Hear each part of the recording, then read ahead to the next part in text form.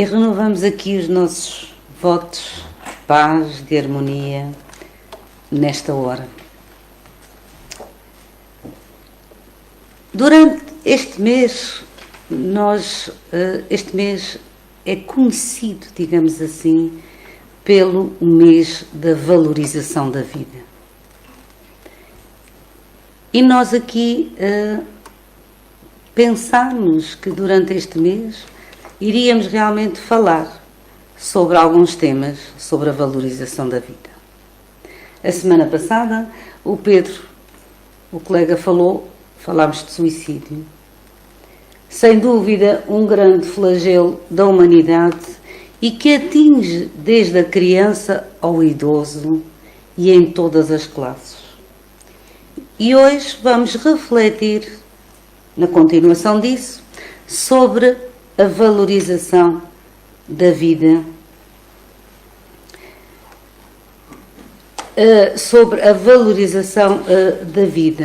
porque o conhecimento nos liberta e nós estamos todos nesta estrada, nesta viagem de aprendizado. Mas antes de continuar, eu gostaria de fazer um apelo a todos os que sofrem para que procurem ajuda. Não se isolem, falem com alguém, um amigo, um profissional de saúde, porque juntos somos realmente mais fortes e quiçá poderemos evitar males maiores e reforçar ainda que, embora seja este mês conhecido este mês de setembro, o mês de maior sensibilização e que é conhecido por Setembro Amarelo, em favor da defesa e da valorização da vida, este assunto, suicídio, continua a ser tabu e deve ser falado, não só em setembro, mas sempre. É, de facto, um ato que nós devemos ter na nossa mente e não termos preconceito de falar sobre suicídio e outros males que afligem a humanidade. Martins de Peralva, espírita e escritor brasileiro, diz-nos que a vida é a mais bela sinfonia de amor e luz que o divino poder organizou. Daí eu ter também escolhido este tema baseado em tudo, que, como aqui já foi dito, o nosso tema de hoje tem por título Valorizar a Vida, um ato de amor. Perguntemos a nós próprios, será que temos dado o devido valor à nossa vida? Que cada um pense, faça a pergunta a si próprio. Valorizar a vida não é só cuidar da alimentação, não é só fazer exercícios físicos ou estar em dia com os exames de saúde ou fazer outras coisas que nos dizem que é bom para a saúde. Vai muito, mas muito para além disso. Precisamos de aprender a cultivar a paz interior, procurando o equilíbrio nas nossas ações, nos nossos pensamentos e despertar a nossa consciência para a bondade e a justiça divina. E porquê isto? Porquê estes conselhos? Porque a justiça divina é algo muito importante e de grande relevância para todos nós. Se não fosse a justiça divina, que nos dá a oportunidade da encarnação como objetivo do crescimento e do progresso, com certeza estaríamos ainda muito mais no início do que estamos agora. E embora, como espíritos imperfeitos que somos, ainda estamos no início. Valorizar a vida é também exercitar os nossos olhos e os sentimentos, para ver com mais frequência, porque nós vemos às vezes mal, às vezes somos um bocadinho míopes, para vermos com mais frequência o bom, o belo, para perdoar antes de julgar, para valorizar antes de denegrir. E deste modo, nós estaremos a valorizar não só a nossa própria vida, como também a daqueles que caminham connosco. É uma questão moral. E a moral é uma questão de costumes. E os costumes sociais são feitos por quem? Pelo homem e não por Deus, como muitos pensam. Assim, a moral dos poderosos, dos egoístas, difere bastante da moral de Jesus e da moral espírita por motivos de ordem objetiva e de ordem social, apenas. A doutrina espírita define a moral pela prática do amor ao seu semelhante. Conforme nos refere o Livro dos Espíritos, o homem procede bem quando tudo fez pelo bem de todos, porque cumpriu a lei de Deus. É esse o chamamento. E no mesmo livro, o codificador pergunta: qual é o primeiro direito de todos os homens a ser objeto do nosso procedimento na luta pela renovação da cultura da vida? E a resposta é simples. O primeiro de todos os direitos naturais do homem é o direito de viver. A valorização da vida é um processo dinâmico. É um processo dinâmico de viver, de aprender, de progredir.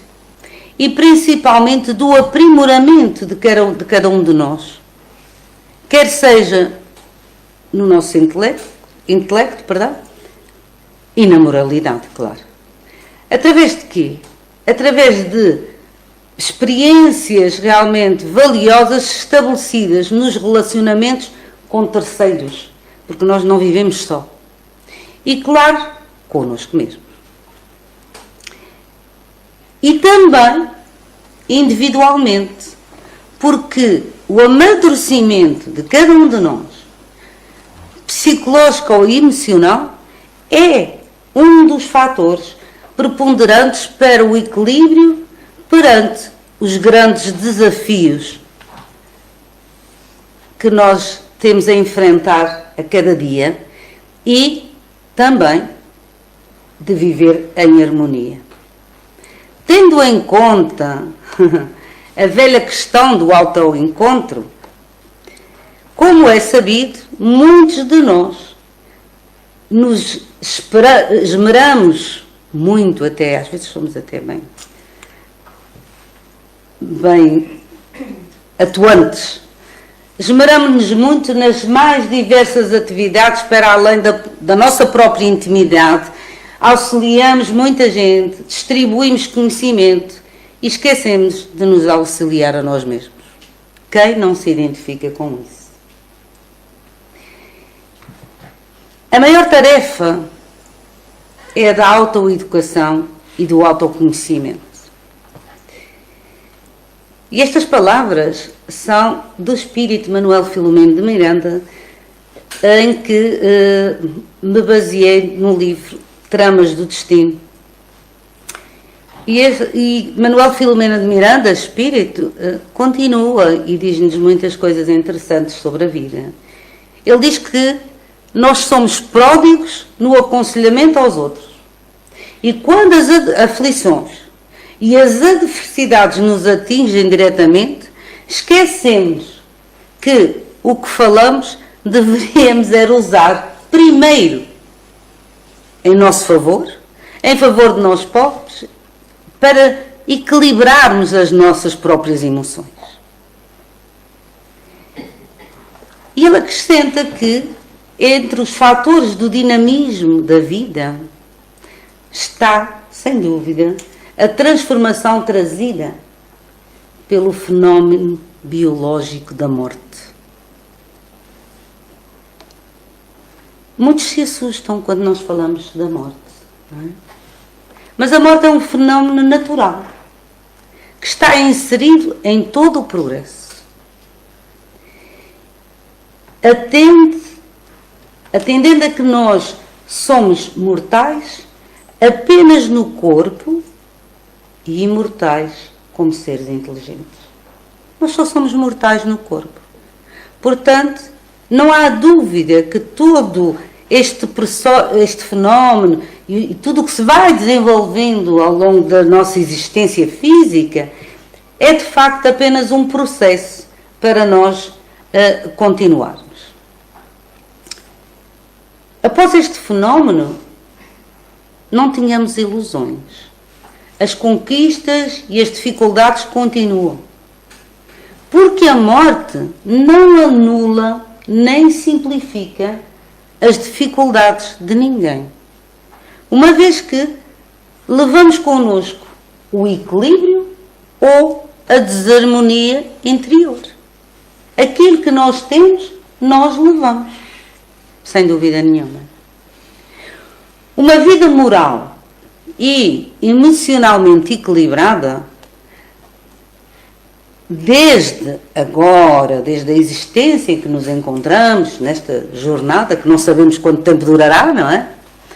Equilibrada desde já, irá resultar num futuro também equilibrado, como espírito fora da matéria. Daí a importância deste nosso desenvolvimento. Uma mente emocionalmente e moralmente desequilibrada levará para a vida espiritual um indivíduo desequilibrado que requer as mesmas providências que nos são exigidas continuamente durante a vida corpórea. Portanto, nada muda. A morte nada mais é, continua Filomeno de Miranda, do que um instrumento da vida atuante em toda a parte. A desencarnação não anula nem simplifica as dificuldades. Cada um de nós desenovela, digamos assim, se desenrola dos liames físicos consoante a força que utilizava ou que utiliza na sua sustentação, no seu equilíbrio. Transferimos-nos de uma para outra posição da realidade espiritual. Porque nós, enquanto estamos aqui, vivemos uma realidade que também é espiritual. Então, nós transferimos-nos de uma posição para outra. E os sentimentos cultivados, as aspirações não realizadas, as fixações ou os resíduos morais, tudo permanece. Por isso é que os espíritos amigos sempre nos dizem: cada um desencarna conforme se encontra reencarnado. Os conflitos não equacionados, como os ódios e os amores, prosseguem com maior volúpia, com maior volume, porque nós transportamos tudo, não é? Por isso é importante, desde já, o esforço da resolução dos nossos conflitos que ainda temos e que ainda trazemos, porque nós muitos trouxemos e ainda não os resolvemos. Vieram connosco e ainda não estão resolvidos. Portanto, é importante essa parte. É importante verificarmos e cuidarmos, digamos assim, dos nossos distúrbios emocionais e psicológicos, arejando a nossa mente com recursos de alegria, de confiança em Deus, da resignação ativa e do trabalho no bem. Isto é que é importante. Não precisamos ficar a pensar: eu tenho isto. Todos temos. Mas vamos desenvolver a outra parte. Vamos arranjar os recursos de viver bem. E isso pode começar por uma virtude que é muito esquecida entre nós, que é a gratidão. A gratidão é um valioso ponto de apoio, uma alavanca incomparável, diz Filomeno de Miranda, para o início do nosso trajeto, da nossa trajetória de progresso. aprendermos a agradecer. Há muitas razões para isso. Basta parar e pensar um bocadinho. Nós temos tantas coisas boas e esquecemos-nos delas, esquecemos de agradecer. Valorizar a vida é de facto um ato de amor. E, como em tudo, há diretrizes para o equilíbrio, para a saúde, para a paz, para a felicidade. Assim como os há também para o desajuste, para a enfermidade e para o conflito e para os atos desonestos. Para tudo existem diretrizes. Se assim não fosse, não faria sentido que desde as mais remotas épocas da humanidade, de uma maneira ou de outra, homens e mulheres de pensamento, sábios, santos, cientistas e artistas, cada qual ao seu modo, sempre tentaram oferecer aos seus contemporâneos os melhores roteiros e as melhores diretrizes para a conquista do bem, do bem-estar e da alegria de viver.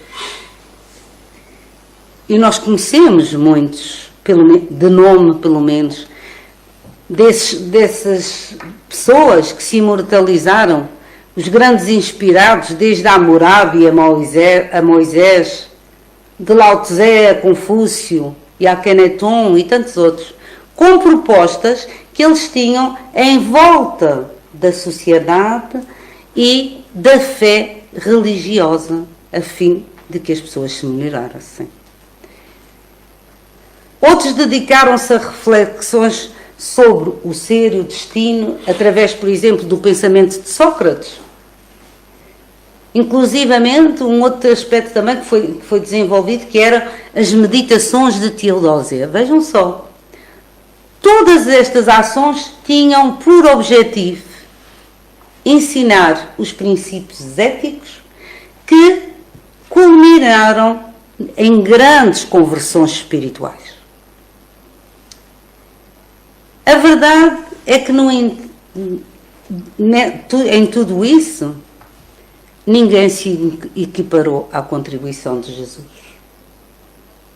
Todos aqueles que o precederam desenharam as suas diretrizes sobre a inspiração, sobre a sua inspiração e os impactos emocionais diferentes, aquilo que eles pensavam, e os que vieram depois dele adotaram as suas bases do conhecimento. Ou então também outros tripudiaram sobre as suas lúcidas orientações. Houve de tudo um pouco. Mas assim é a vida. Com Allan Kardec, as diretrizes apresentadas por Jesus puderam de facto ser confirmadas como as mais profundas regras de conduta para a aquisição da nossa felicidade. Vejamos aqui algumas advertências ditadas pelo espírito Marco Prisco, pela psicografia de Divaldo Franco. Só um bocadinho apenas. Diz-nos ele, por exemplo: valorizemos a vida e o milagre das horas, utilizando-as com sabedoria. Quem teme batalhas perde as oportunidades do crescimento que liberta. E uma outra frase também dele: todo aquele que tem as horas preenchidas com realizações nobres não dispõe de tempo para a queixa, a depressão e os conflitos perturbadores. Todos nós sabemos que a pessoa, o ser que está desocupado, que está isolado, tem muito mais propensão para deprimir, para ficar doente e tudo isso. Daí os espíritos amigos nunca se esquecerem de nos desadverterem destas situações. E continua ele: quem vive à procura de repouso injustificado perde os melhores momentos da sua existência. Então nós temos que aproveitar o nosso dia-a-dia, aproveitar da melhor forma. Às vezes não apetece muito, mas é importante. Nós não sentimos aquele bem-estar quando realizamos um trabalho, quando vemos algo que está que se sortiu bem, não é bem melhor do que a gente estar a olhar para não sei onde, e às vezes a nossa mente vagueia, e para onde não sabemos. Há uma curta parábola dos contos de Buda sobre o valor da vida, que se chama exatamente o valor da sua vida, numa história. A história diz-nos o seguinte: um dia um menino perguntou ao pai: pai, qual é o valor da vida? E em vez de responder, o pai disse ao filho para pegar numa pedra e ir vendê-la no mercado. E disse-lhe: se alguém perguntar o preço da pedra, apenas levantas 2 dedos e não dizes mais nada.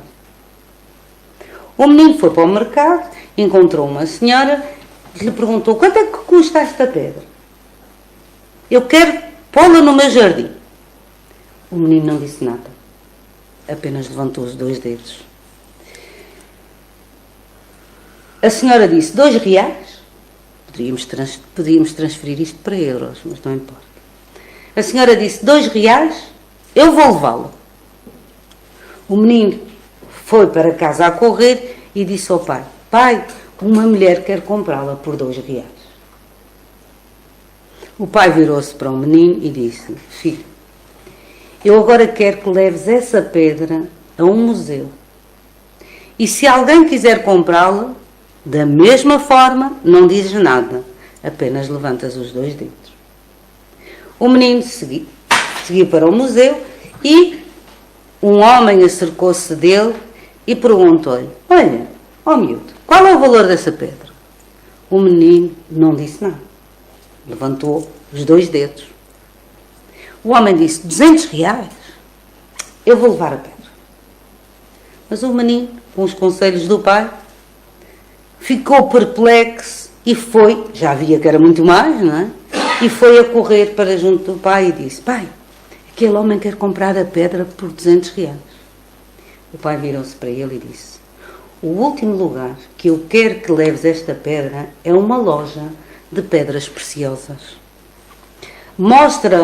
Vais lá, mostras ao proprietário e não dizes uma palavra. E se ele te perguntar o preço, apenas levantas os 2 dedos. O filho faz a mesma história, vai à loja das pedras, mostrou ao proprietário. O proprietário virou-se para ele e perguntou: onde é que encontraste esta pedra? É uma pedra das mais preciosas e raras do mundo. Eu quero-a. Por quanto é que tu a venderias? O menino, aflito e com os conselhos do pai, de novo levanta os 2 dedos. Eu a levarei por 2.000 reais, por 200 mil reais. O menino, sem sequer saber o que eram 200 mil reais e o que fazer, vai a correr a casa e diz ao pai: pai, um senhor quer comprar a pedra por 200 mil reais. O pai virou-se para a criança e disse: filho, agora sabes o valor da tua vida? Não importa de onde venhas, onde nasceste, a cor da tua pele ou quanto dinheiro a tua família tem. Importa sim a tua vida. Onde é que tu decides colocar-te? Com quem é que tu decides cercar-te? E como é que escolhes portar-te? É o valor de uma vida. E ele continuou: podes ter pensado toda a vida que era uma pedra de 2 reais, podes ter passado toda a vida por pessoas que apenas te valorizaram por pouco, mas todo o mundo tem um diamante dentro de si. E nós podemos escolher e cercar-nos das pessoas que veem o nosso valor e o nosso diamante dentro de nós. A vida é uma grande dádiva. Então nós temos que preservá-la. Como? Amar-nos. Lá está. O que nos disse Jesus. Amar a nós próprios, não é? nós podemos escolher o que é que poderemos realmente fazer e escolher também o valor das outras pessoas que nós pensamos ajudar e colocá-las junto de nós. Isto é uma escolha sábia. E isso pode fazer toda a diferença na nossa vida.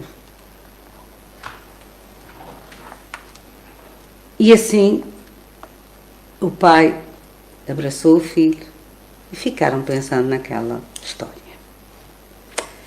Resumindo, nós podemos dizer que valorizar a vida e viver a vida é de facto um ato de amor e que nós vamos prosseguindo, aprendendo sempre, porque a lei do progresso é dinâmica, não é estática.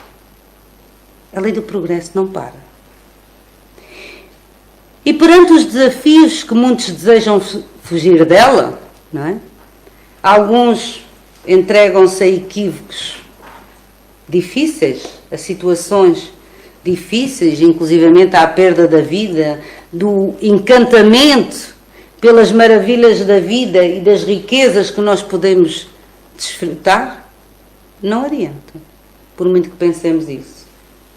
Porque a lei divina é de facto dinâmica e, como eu disse, o progresso é contínuo. Pensemos nisto, porque é de extrema importância. Não nos fechemos e pensamos assim, eu às vezes ouço pessoas da minha idade, e não só, alguns até mais novos, dizerem, eu estou pronto para ir embora, ou estou pronta para ir embora, porque eu não estou aqui a fazer nada. Todos nós fazemos alguma coisa. Todos nós temos o nosso lugar na vida. E precisamos de zelar por ela enquanto cá estamos. Por isso, amigos, e quase já em jeito de conclusão, eu gostava de dizer que é de grande importância acionarmos a nossa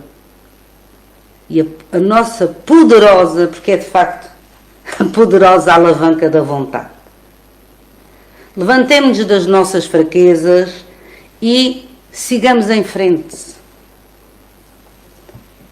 Como eu disse lá atrás, e repito propositadamente, a morte não muda o que nós somos. Não anula, nem simplifica essas dificuldades. Estas dificuldades que nós encontramos no dia a dia e nesta viagem terrena, deverão ser superadas com o contínuo aprendizado decorrente das dificuldades que nós temos que enfrentar e que são inevitáveis na nossa evolução. Não há hipótese. Sejamos gratos.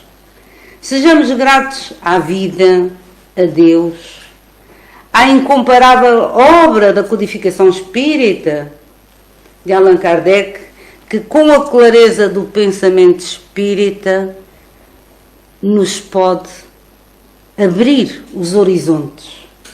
Não pode, abre. O conhecimento espírita abre-nos os horizontes, abre-nos a esperança, o conhecimento. E se assim não fosse, Jesus não teria dito, eu vou e enviar-vos-ei o Consolador prometido. Então se Ele nos disse isto, é porque a humanidade estaria preparada para receber as verdades espirituais, as verdades incomparáveis e necessárias à nossa vida, ao nosso bem-estar nesta nossa existência. E porque a vida não termina, eu, para terminar, vou-vos deixar com um poema, também alusivo à valorização da vida. É um poema não espírita, mas, sem dúvida, que também nos traz um bocadinho de esperança e de conhecimento e da importância da valorização da nossa vida. Então cuidemos de nós, sejamos alegres. Eu queria ver caras alegres, vejo caras muito sérias. Bom, sejamos alegres e saibamos enfrentar as nossas dificuldades. Nada está perdido. Nós sempre podemos melhorar. Um dia ou amanhã poderá sempre ser melhor que hoje. E isso, ao termos essa consciência, ao termos essa vontade, sem dúvida que nos estamos a amar a nós e estamos, por consequência, a fazer bem àqueles que nos rodeiam, porque eles também precisam do nosso amparo. Era tudo o que eu tinha para vos dizer. Muito obrigada pela vossa atenção. Muita paz neste resto de semana e nos próximos dias. E agora vou-vos deixar com um pequeno poema. Sou Braulio Bessa, poeta, cordelista brasileiro, e eu estou aqui para declamar especialmente uma poesia que eu fiz para vocês, sobre a importância da segurança, da vida. Cada palavra aqui envolveu sentimento. Eu espero que da mesma forma todas as almas possam ser tocadas de um jeito muito especial. Diz o seguinte: a vida é o bem maior, presente mais valioso, valor inegociável, tesouro mais precioso, que requer nossa atenção com um olhar mais cuidadoso. Cada vida é singular, única, especial. Proteger a nossa vida é ato fundamental e de todos que rodeiam nosso viver, afinal. Sejam amigos, família, colegas do dia a dia, do trabalho e que conosco dividem essa magia, que é viver, que é partilhar essa grandiosa valia. O propósito, a razão da vida é particular. Para mim viver é crescer, evoluir, cooperar. Para outros pode ser algo bom compartilhar. Um legado construir, espalhar conhecimentos, afetos ao seu redor ou colecionar momentos. Cada um vive a vida de acordo com seus intentos. E se a vida é escola, precisa de dedicação. Precisa de entusiasmo e, claro, mais atenção para sermos responsáveis por toda e qualquer ação. Nem tudo é previsível. Viver tem suas surpresas, mas em nossas mãos está em pequenas sutilezas, cuidados e prevenções que nos evitam tristeza. Compromisso, disciplina, zelo pela segurança, cuidar de si e do outro é sinal de confiança, de humanidade que faz a vida ser esperança. Comprometidos somos quando sabemos zelar pela vida que é nossa e do outro ao relatar qualquer pequeno incidente que possamos evitar. O diálogo, meu povo. O diálogo é ponte, conexão apurada. Conversar nos aproxima, melhora a caminhada. É um modo de viver, amplia nossa jornada. Por isso, a Intercimente valoriza o viver. Esse bem incomparável que é preciso proteger para a gente amar muito mais e dia a dia aprender, sonhar e realizar de maneira precavida, conquistar e semear cada passo nessa lida, pois segurança é valor para toda a nossa vida.